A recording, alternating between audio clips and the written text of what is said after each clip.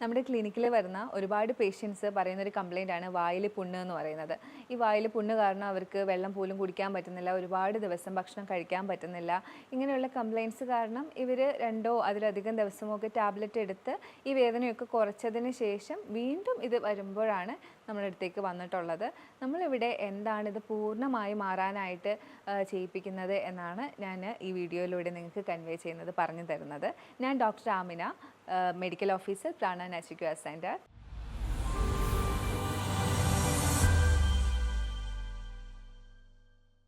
നമ്മുടെ പേഷ്യൻസ് ചോദിക്കുന്ന ഒരു കാര്യമാണ്, നമ്മുടെ ഈ വയറിലെ പുണ്ണ് കാരണമാണോ വായിൽ പുണ്ണ് വരുന്നത് എന്നുള്ളത്. വായിൽ പുണ്ണ് വരാനായിട്ട് വയറിലെ പുണ്ണ് കാരണമാകാം, എന്നിരുന്നാലും വേറെ ഒരുപാട് കാരണങ്ങൾ കാരണം നമുക്ക് വായിൽ പുണ്ണ് വരാം. അതായത് നമുക്ക് വൈറ്റമിൻസിൻ്റെ ഡെഫിഷ്യൻസി, B12, 6, അതുപോലെ തന്നെ C, ഇതിൻ്റെയൊക്കെ ഡെഫിഷ്യൻസീസ് കാരണം നമുക്ക് വായിൽ പുണ്ണ് വരാം. അതുപോലെ തന്നെ നമ്മുടെ ഭക്ഷണത്തിൽ കൂടുതൽ ഹീറ്റ് അടങ്ങിയിട്ടുള്ള ഭക്ഷണങ്ങൾ കഴിക്കുന്നത് കാരണം, ഇത് കഴിക്കുന്നത് കാരണം നമുക്ക് വായിൽ പുണ്ണ് വരാം. അതുപോലെ തന്നെ നമ്മുടെ ക്ലൈമറ്റിക് ചേഞ്ച്, നല്ല ചൂട് കാലത്ത് നമുക്ക് വായിൽ പുണ്ണ് വരാം. ഇത്തരം റീസൺസ് കാരണവും വരാം. അതുപോലെ തന്നെ നമുക്ക് വയറിലുണ്ടാകുന്ന അസുഖങ്ങൾ കാരണം വയറിലെ പുണ്ണുകൾ ഉണ്ടാകുന്നത് വഴിയും നമുക്ക് വായിൽ പുണ്ണ് വരാം. വയറിലെ ഇത്തരം പുണ്ണുകൾ രൂപപ്പെടാനായിട്ട് കാരണം ഗ്യാസിൻ്റെ കൂടുതലോ അല്ലെങ്കിൽ ആസിഡിൻ്റെ കൂടുതലോ അല്ലെങ്കിൽ നമുക്ക് ഇൻഡൈജഷൻ ഉണ്ടാകുന്നതോ ഒക്കെ ആവാം. ഈ ഗ്യാസ് കൂടുതൽ വരാനായിട്ട് കാരണം ആവുന്നത് നമുക്ക് ഒന്നുകിൽ മലം പോവാതിരിക്കുക, വയറ്റിൽ കെട്ടിക്കിടക്കുക, അതിൽ നിന്നും ബാക്ടീരിയാസ് നമുക്ക് കൂടുതലായിട്ട് ഗ്യാസ് പ്രൊഡ്യൂസ് ചെയ്യുക. ആ ഒരു ഗ്യാസിൻ്റെ മർദ്ദനം കാരണം സ്റ്റൊമക്ക് വാൾസ്, അതായത് ആമാശയത്തിൻ്റെ മെംബ്രെയിൻ ഉണ്ട്, ചെറിയ ആവരണം, അതിലേക്ക് ക്ഷതങ്ങളേറ്റ് മുറിവുകൾ ഉണ്ടാവുന്നു, അങ്ങനെ വ്രണങ്ങളുണ്ടാവാം. അതുപോലെ തന്നെ ഗ്യാസ്, അമ്ലം, അത് കൂടുതലും വരാം, കുറവും വരാം. അപ്പോൾ കൂടുതലാവുന്ന സാഹചര്യങ്ങളിൽ നമ്മുടെ ഈ ആമാശയത്തിൻ്റെ ലൈനിങ്ങുകളിൽ ക്ഷതങ്ങൾ ഉണ്ടാവുന്നു, മുറിവുകൾ ഉണ്ടാവുന്നു, വ്രണങ്ങളാവുന്നു. ഈ ആമാശയത്തിലെ അമ്ലം കുറയുകയും ചെയ്യാം. ഈ കുറയുമ്പോൾ എന്ത് പറ്റും? ആഹാരവസ്തുക്കൾ ദഹിക്കാതെ വരും. ഈ ദഹിക്കാതെ വരുന്ന ആഹാരവസ്തുക്കൾ അവിടെ തന്നെ കിടക്കുന്നു. അതിൻ്റെ പാർശ്വഫലമായിട്ടും നമുക്ക് ഗ്യാസ് ഉണ്ടായി, അതിൻ്റെ ക്ഷതം കാരണം നമ്മുടെ വ്രണങ്ങൾ രൂപപ്പെടാം. ഈ ആസിഡ് കൂടുതലുണ്ടായി അത് മുകളിലേക്ക് പുളിച്ച് തികട്ടി വന്നും നമുക്ക് വായിൽ പുണ്ണുകൾ രൂപപ്പെടാം. അങ്ങനെയാണ് വയറിലെ പുണ്ണ് വായിലേക്ക് കണക്റ്റ് ആവുന്നത്. എന്നിരുന്നാലും എന്തായാലും നമുക്ക് വയറും അത്രയും കണക്റ്റായിട്ടുള്ള അവയവങ്ങളാണ്. ദഹന വ്യവസ്ഥയുടെ ഭാഗമാണ് വയറിലെ പുണ്ണ്. വായിലെ പുണ്ണായി മാറാനുള്ള സാധ്യതകൾ അനേകമാണ്. വായിലെ പുണ്ണായാലും വയറിലുണ്ടാകുന്ന പുണ്ണുകളായാലും ഇവയ്ക്ക് വേണ്ടിയുള്ള ചികിത്സയിൽ പ്രധാന പങ്ക് വഹിക്കുന്നത് നമ്മുടെ വയറ്റിലെ pH ആദ്യം കറക്റ്റ് ചെയ്യുക എന്നുള്ളതാണ്. നമുക്ക് വയറിലെ ആസിഡ് അല്ലെങ്കിൽ അവിടുത്തെ ആ സ്വഭാവം അത് കറക്റ്റ് ചെയ്യുക, pH കറക്റ്റ് ചെയ്യുക. അതിനായിട്ട് നമ്മൾ പ്ലാന്റ് ബേസ്ഡ് ആയിട്ടുള്ള ബ്ലാൻഡ് ഡയറ്റ് ഫോളോ ചെയ്യണം. ഇത് ഒത്തിരി കഷ്ടപ്പാടുള്ളൊരു കാര്യമാണ്. നമുക്ക് അധികം എരിവും പുളിയും സോൾട്ടും ഒന്നും ഇല്ലാത്ത ഭക്ഷണം കഴിക്കുക എന്ന് പറയുന്നത്. പക്ഷേ ഇത് അനിവാര്യമാണ്. ഇത് ചെയ്താൽ മാത്രമേ നമുക്കിതിനെ പൂർവ്വസ്ഥിതിയിലേക്ക് തിരിച്ചു കൊണ്ടുവരാൻ പറ്റൂ. വ്രണങ്ങളാണ് മൊത്തം, ഇങ്ങനെ മുറിവുകളും പാടുകളും ഉണ്ടായിരിക്കുകയാണ്. അപ്പോൾ അതിനെ ശൂതം ചെയ്ത് അതിനെ സുഖപ്പെടുത്തി കൊണ്ടുവരണമെങ്കിൽ നമ്മൾ ഇത്തരം ഭക്ഷണം കഴിക്കണം. പ്ലാൻ ബേസ്ഡ് ആയിട്ടുള്ള ബ്ലാൻഡ് ഡയറ്റ് കഴിക്കേണ്ടി വരും കുറച്ച് കാലം. മിക്കപ്പോഴും നമ്മുടെ ക്ലിനിക്കിലേക്ക് വരുന്ന പേഷ്യൻസ് പറയും, ഞാൻ നല്ല ഡയറ്റാണ് ഫോളോ ചെയ്യുന്നത്, ഫൈബേഴ്സൊക്കെ ഒത്തിരി കഴിക്കുന്നുണ്ട്, പ്രൊബയോട്ടിക്സ് ഉണ്ട്, കാർബോഹൈഡ്രേറ്റിൻ്റെ കോംപ്ലക്സ് ആണ് കഴിക്കുന്നത്, പക്ഷേ എനിക്കൊന്നും മാറുന്നില്ല.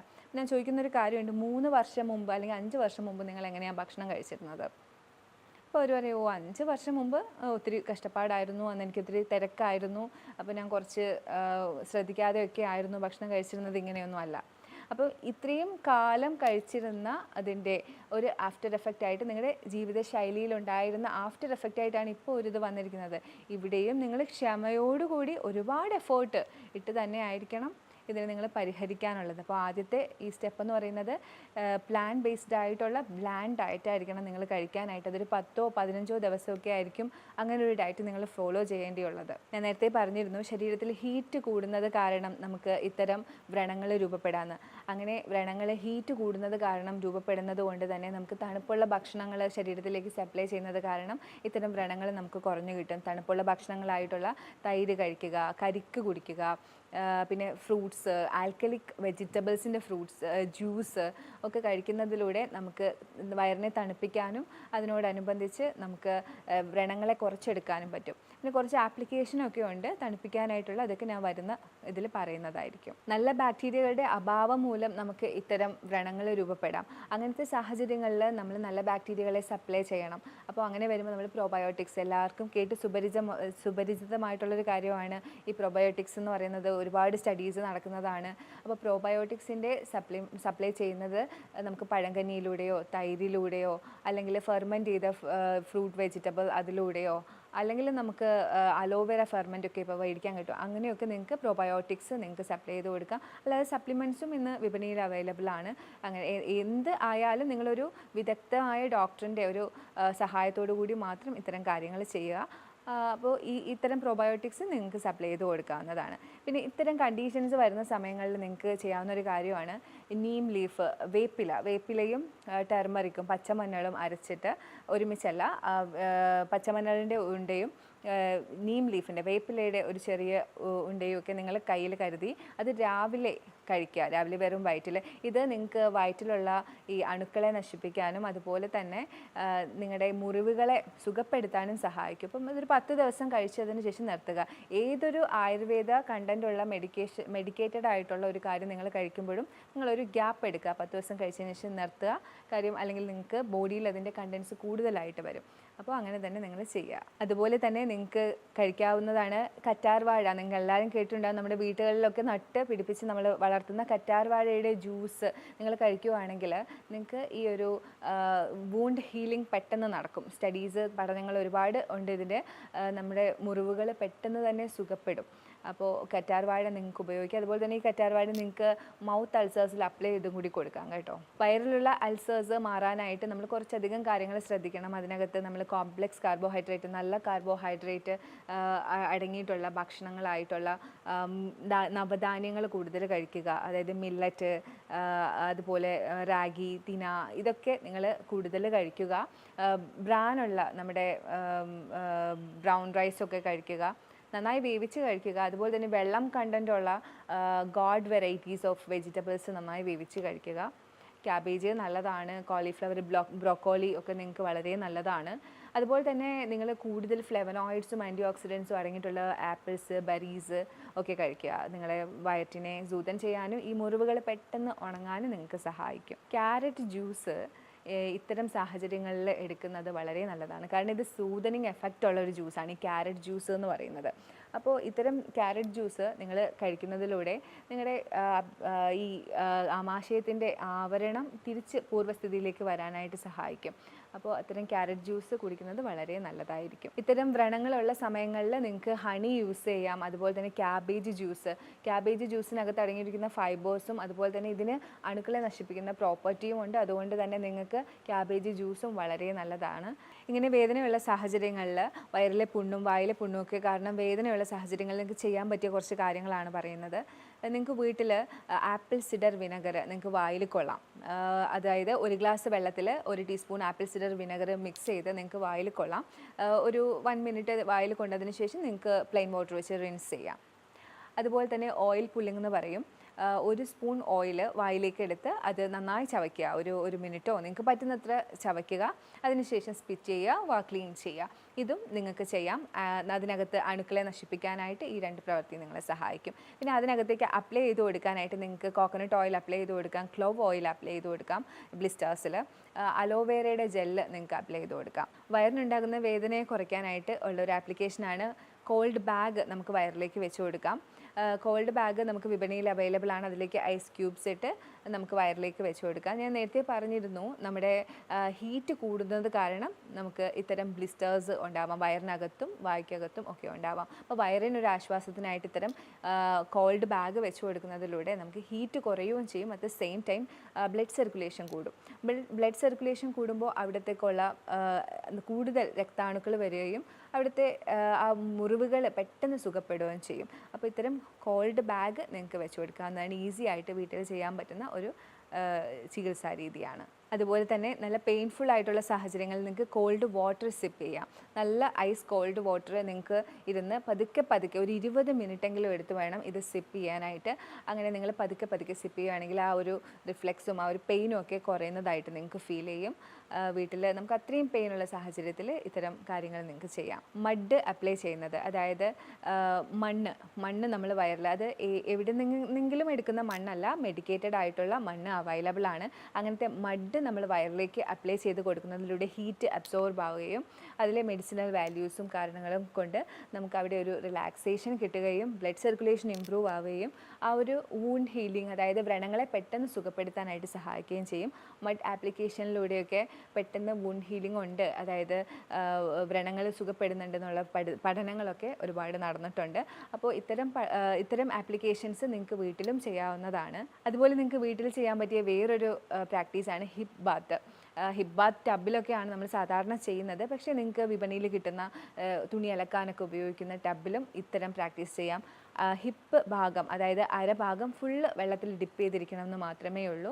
20 മിനിറ്റ് അങ്ങനെ കാല് പുറത്തേക്കിട്ട് ഹിപ്പ് വെള്ളത്തിൽ ഇറക്കി വെച്ചിരിക്കുകയാണെങ്കിൽ നമ്മുടെ അബ്ഡോമിനൽ ഓർഗൻസ് എല്ലാം ഒന്ന് റിലാക്സ് ആവുകയും അതോടുകൂടി ഈ ആസിഡ് റിഫ്ലെക്സും കാര്യങ്ങളും ഒക്കെ ഒന്ന് റെഗുലേറ്റ് ആവുകയും ബ്ലഡ് സർക്കുലേഷൻ കൂടി കൂടുതൽ രക്താണുക്കൾ വന്ന് അവിടുത്തെ വ്രണങ്ങളെ കൂടുതൽ പെട്ടെന്ന് സുഖപ്പെടുത്തുകയും ചെയ്യും. അപ്പോൾ ഹിപ്പ് ബാത്ത് നിങ്ങൾ പ്രാക്ടീസ് ചെയ്യുക. അതുപോലെ ഇത്തരം വേദനകൾക്ക് നിങ്ങൾക്ക് വീട്ടിൽ ചെയ്യാൻ പറ്റിയ വേറൊരു മെത്തേഡാണ് വെറ്റ് പാക്ക് എന്ന് പറയും. ഒരു 4 ഫോൾഡ് ചെയ്യാൻ പറ്റുന്ന ഒരു ക്ലോത്ത് എടുത്ത്, ഒരു ടവൽ എടുത്ത് നിങ്ങൾ വെറ്റാക്കി അതിനെ ഒന്ന് നനച്ച് പിഴിഞ്ഞ് നിങ്ങളുടെ വയറ്റിന് ചുറ്റും ഒരു 4 തവണ അല്ലെങ്കിൽ 2-3 തവണ ഒന്ന് ചുറ്റുക. അതൊരു 20 മിനിറ്റ് വെക്കുകയാണെങ്കിൽ നിങ്ങളുടെ ഹീറ്റും അബ്സോർബ് ചെയ്യുന്നുണ്ടാവും. ആ സമയത്ത് ഹീറ്റും കുറയും.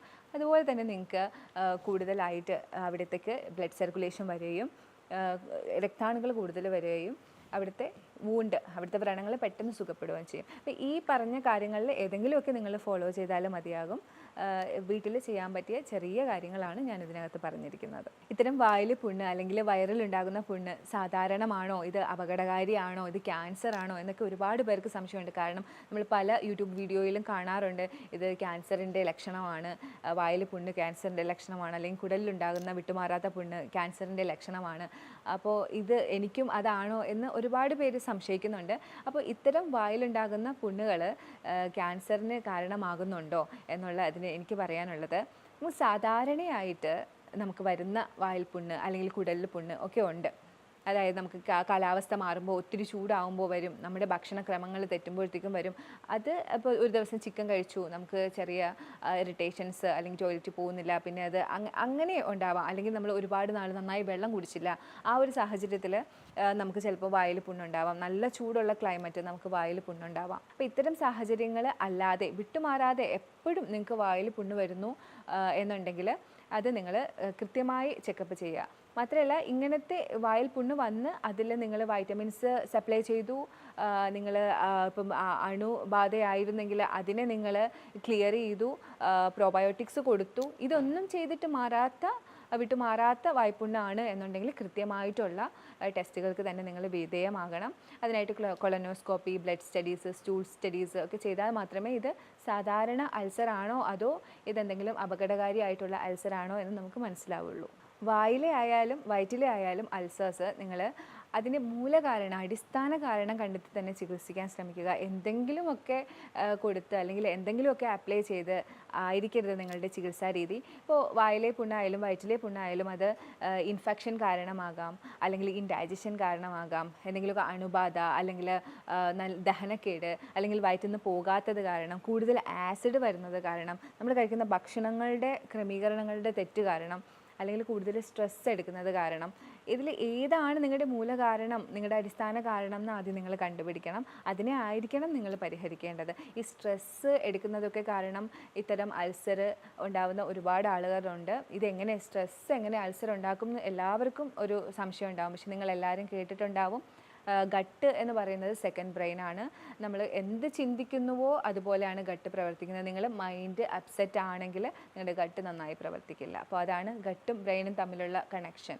അപ്പോൾ എപ്പോഴും നിങ്ങളുടെ മൈൻഡിനെ റിലാക്സ് ആക്കി വെക്കുക, ഫ്രീ ആയിട്ട് വെക്കുക. എസ്പെഷ്യലി ഇങ്ങനത്തെ സാഹചര്യങ്ങൾ ഉണ്ടാകുമ്പോൾ, നിങ്ങൾക്ക് വായിൽ പുണ്ണ് വയറ്റിൽ പുണ്ണൊക്കെ കൂടുതലായി നിൽക്കുന്ന സാഹചര്യങ്ങളിൽ നിങ്ങൾ എന്തായാലും സ്ട്രെസ്സൊക്കെ കുറച്ച് വെക്കുക. അതിനായിട്ടുള്ള സ്ട്രെസ്സ് റിലീവ് ചെയ്യുന്ന പ്രാക്ടീസുകളൊക്കെ ഈ സമയത്ത് ഉറപ്പായിട്ടും ചെയ്യുക. ഒരുപാട് പേരുടെ സംശയമാണ് വയറിലുണ്ടാകുന്ന ഗ്യാസൊക്കെ നിയന്ത്രിച്ചു കഴിഞ്ഞാൽ നമ്മുടെ വായിലെ പുണ്ണ് നിയന്ത്രിക്കാൻ പറ്റില്ലേ എന്നുള്ളത്. സാധാരണ എന്തെങ്കിലുമൊക്കെ ദഹനക്കേടോ അല്ലെങ്കിൽ മലബന്ധമോ അല്ലെങ്കിൽ നമ്മുടെ ബാക്ടീരിയാസിൻ്റെ ഓവർ ഗ്രോത്തോ ഒക്കെ കാരണമാണ് നമുക്ക് വയറ്റിൽ ഇത്തരം ഗ്യാസ് ഉണ്ടാകുന്നത്. അങ്ങനെ ഇത് കൂടുതൽ കാലം ഈ ഗ്യാസ് പ്രശ്നങ്ങളുണ്ടാക്കി അപ്പോഴും നിങ്ങൾ അതിനെ അധികം കെയർ ചെയ്യാതെ പോകുമ്പോഴാണ് അത് പതുക്കെ അത് വ്രണങ്ങളാവുന്നതും അത് വായിലേക്കും വരുന്നതും അങ്ങനത്തെ സാഹചര്യങ്ങൾ ഉണ്ടാകുന്നത്. അപ്പോൾ ഇതിനെല്ലാം കൂടി ഒരുമിച്ച് നമ്മൾ ചികിത്സിക്കുന്നത്, അടിസ്ഥാന കാരണം ഏതാണോ അതിനെ കണ്ടെത്തി അതിനെ ചികിത്സിക്കുന്നതോടുകൂടി നിങ്ങൾക്ക് വായിലെ പുണ്ണും വയറിലെ പുണ്ണും ഒക്കെ കൃത്യമായിട്ട് മാറുന്നതാണ്. എന്തായാലും ഇത്തരം സാഹചര്യങ്ങളിൽ നിങ്ങൾ കൃത്യമായിട്ട് ഒരു ഡോക്ടറുടെ സഹായത്തോടു കൂടി തന്നെ ഇതിനെ പരിഹരിക്കാനായിട്ട് ശ്രമിക്കുക. ഇത്തരത്തിൽ വായിലും കുടലിലും ഒക്കെ പുണ്ണുകൾ ഉണ്ടാകുന്ന സാഹചര്യത്തിൽ നിങ്ങൾ എന്തൊക്കെ കഴിക്കാതിരിക്കണം എന്നതൊരു വലിയ ക്വസ്റ്റ്യൻ തന്നെയാണ്. കഫീൻ അടങ്ങിയിട്ടുള്ള കോഫിയൊക്കെ നിങ്ങൾ പൂർണ്ണമായിട്ട് ഒഴിവാക്കുക. അതിൽ കുറച്ച് അങ്ങനെയൊന്നുമില്ല, പൂർണ്ണമായിട്ട് ഒഴിവാക്കുക. ഇത് നിങ്ങളുടെ ഈ ഒരു സാഹചര്യത്തിൽ ഈ വ്രണങ്ങളൊക്കെ രൂപപ്പെട്ടിരിക്കുന്ന സമയത്ത് ഇതിൻ്റെ നിങ്ങളുടെ ആവരണങ്ങളെ വീണ്ടും വീണ്ടും ഇത് ഇറിറ്റേറ്റ് ചെയ്യും. അതിനെ പൂർണ്ണമായി തിരിച്ചു വരാനായിട്ട് ഇത് അനുവദിക്കില്ല ഇത്തരം ഡ്രിങ്കുകൾ. അതുപോലെ തന്നെ കാർബണേറ്റഡ് ഡ്രിങ്ക് കുടിക്കാത്തവരുണ്ട്, എന്നാൽ കുടിക്കുന്ന ഒരുപാട് ആളുകളുണ്ട്. ഇതിനൊക്കെ അഡിക്റ്റായി പോയവർ എന്നും ഒരു കാർബണേറ്റഡ് ഡ്രിങ്ക് കുടിച്ചേ പറ്റുള്ളൂ എന്ന സാഹചര്യമുള്ളവരുണ്ട്. ഇത്തരം കാർബണേറ്റഡ് ഡ്രിങ്ക് നിങ്ങളുടെ ആവരണങ്ങളെ നെഗറ്റീവായിട്ടാണ് ബാധിക്കുന്നത്. നിങ്ങളുടെ ആവരണങ്ങൾക്ക് ഒത്തിരി കേടുപാടുകൾ കൊടുക്കും. അപ്പോൾ ആ ഒരു സാഹചര്യത്തിൽ വ്രണങ്ങൾ കൂടി ഉണ്ടെങ്കിൽ അത് പൂർവ്വസ്ഥിതിയിലേക്ക് തിരിച്ച് റിവേർട്ട് ചെയ്യാനായിട്ട് നമുക്ക് കഴിയില്ല ഇത്തരം ഡ്രിങ്കുകൾ ഇതിൻ്റെ കൂടെ കഴിക്കുന്നുണ്ടെങ്കിൽ. അതുപോലെ തന്നെ ആൽക്കഹോളിസം, നമ്മൾ ചോദിക്കും നിങ്ങൾക്ക് ഹാബിറ്റ് ഉണ്ടോ എന്ന് ചോദിക്കുന്ന സാഹചര്യത്തിൽ അവർ പറയില്ലല്ലോ ഹാബിറ്റ് ഒന്നും ഇല്ല എന്ന് പറയും. പക്ഷേ നമ്മളൊരു ബ്ലഡ് റിപ്പോർട്ട് എടുത്ത് നോക്കുമ്പോൾ നമുക്ക് മനസ്സിലാവും ലിവറിൽ SgOT PT ഒക്കെ കൂടുതലാണ്. അപ്പോൾ പിന്നെ അവർക്ക് കള്ളം പറയാൻ പറ്റില്ല, ഹാബിറ്റ് ഉണ്ടാവും. അപ്പോൾ കൂടുതൽ ആളുകളും ഇന്ന് ആൽക്കഹോൾ കൺസ്യൂം ചെയ്യുന്നവരാണ്. അതിൽ തന്നെ മദ്യപാനം കൂടുതലുള്ളവരാണ്, ഡെയിലി കഴിക്കുന്നവരാണ്.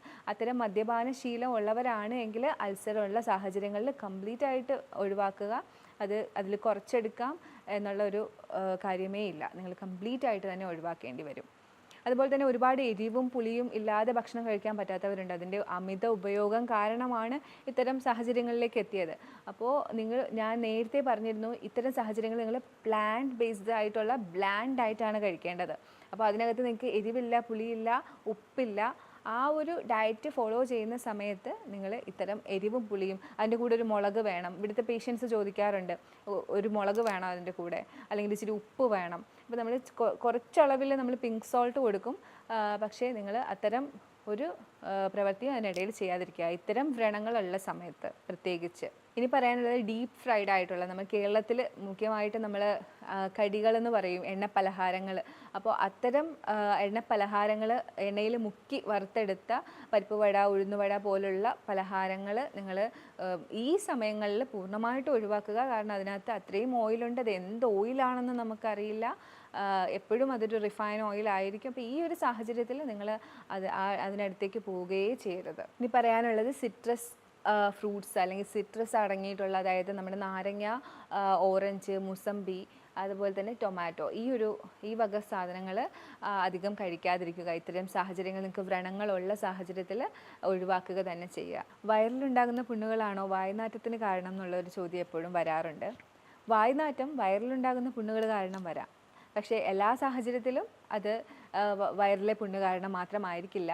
ചിലപ്പോൾ നമ്മുടെ വായിലെ ക്യാവിറ്റീസ് അല്ലെങ്കിൽ മോണയിലെ ഇൻഫെക്ഷൻ, അങ്ങനെ നമ്മുടെ റിലേറ്റഡ് ആയിട്ടുള്ള പ്രശ്നങ്ങളിലും അത് വരാം. അല്ലെങ്കിൽ നമുക്ക് ലങ്സ്, നമ്മുടെ ശ്വാസകോശത്തിൽ ഉണ്ടാകുന്ന ഇൻഫെക്ഷൻസ് മൂലം നമുക്ക് അങ്ങനെ ബാഡ് ബ്രെത്ത്, അതായത് വായ്നാറ്റം അനുഭവപ്പെടാം. പിന്നെ ഈ ബ്രെത്തുകളിൽ തന്നെ പലതരമുണ്ട്. ഫ്രൂട്ടി സ്മെല്ല് ഉണ്ടാവും, ചിലപ്പം ആൽക്കഹോളിക് സ്മെല്ല് ഉണ്ടാവും ആൽക്കഹോൾ കഴിക്കാത്തവർക്ക്. ഇതൊക്കെ ഓരോ ഡിസീസിൻ്റെ ഇൻഡിക്കേഷൻ ആയിരിക്കും. അസിഡോസിസ് എന്നൊക്കെ പറഞ്ഞിട്ടുള്ള ഡിസീസസ് ഉണ്ട്, അതിൻ്റെയൊക്കെ ഇൻഡിക്കേഷൻ ആയിരിക്കും. അപ്പോൾ അതിലേക്ക് പോവുക. അല്ലാതെ തന്നെ നമുക്ക് വായനാറ്റം, നമ്മുടെ മലം കെട്ടിക്കിടക്കുക, അല്ലെങ്കിൽ ദഹിക്കാതിരിക്കുക, ദഹനക്കേട്, അത് പോരാനിട്ട് നമുക്ക് കൂടുതൽ അൺഹെൽത്തി ബാക്ടീരിയാസ് ഉണ്ടാകുമ്പോൾ അവയെല്ലാം കൂടി വിഘടിപ്പിച്ചിട്ട് ഉണ്ടാക്കുന്ന ഒരു മെത്തനോൾ, അതിൻ്റെ ഒരു സ്മെല്ല്, ഇതൊക്കെ നമുക്ക് വായിലേക്ക് വരാനുള്ള സാഹചര്യങ്ങളുണ്ട്. അപ്പോൾ വായനാറ്റം കുടലിലെ പ്രശ്നങ്ങൾ കാരണവും വരാം, അല്ലാതെയും വരാം. അപ്പോൾ ഇത്തരം കാര്യങ്ങൾ, ഞാൻ പറഞ്ഞ കാര്യങ്ങളൊക്കെ നിങ്ങൾ ഏതെങ്കിലുമൊക്കെ അനുഭവിക്കുന്നുണ്ടെങ്കിൽ, നിങ്ങൾ കടന്നു പോകുന്നുണ്ടെങ്കിൽ ഒട്ടും വൈകിപ്പിക്കാതെ ഒരു വിദഗ്ധമായിട്ടുള്ള എക്സ്പേർട്ടായിട്ടുള്ള ഡോക്ടറെ തന്നെ കണ്ട് സഹായം തേടുക. ഞാൻ പറഞ്ഞിരിക്കുന്ന കാര്യങ്ങളിൽ എന്തെങ്കിലുമൊക്കെ ഡൗട്ട് ഉണ്ടെങ്കിൽ നിങ്ങൾ ഈ താഴെ കൊടുത്തിരിക്കുന്ന നമ്പറിലേക്ക് കോൺടാക്റ്റ് ചെയ്യുക. മറ്റൊരു വീഡിയോയുമായി വീണ്ടും കാണാം. താങ്ക്